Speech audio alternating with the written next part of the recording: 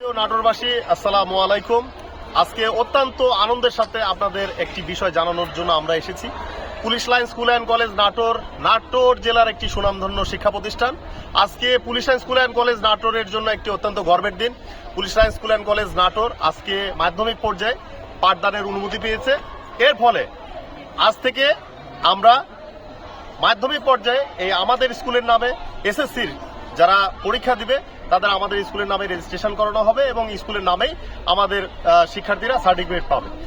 এতদিন আমরা অন্য স্কুল থেকে রেজিস্ট্রেশন করাতাম শিক্ষার্থীদের, যার কারণে যারা এসএসসি পরীক্ষা আমাদের স্কুল থেকে দিত তাদের সার্টিফিকেট অন্য স্কুলের নাম আসতো। যে সমস্ত স্কুলে আমরা এতদিন করেছি তাদের প্রতিও আমরা কৃতজ্ঞতা জানাই। আর আজকে এই অনুমোদন পাওয়ার ফলে এই যে আমাদের যে ব্যাচ এখন এখানে দাঁড়িয়ে আছে ক্লাস 9, এরাই হতে যাচ্ছে প্রথম এসএসসি ব্যাচ। সবাই একটা জোরে হাততালি এর জন্য।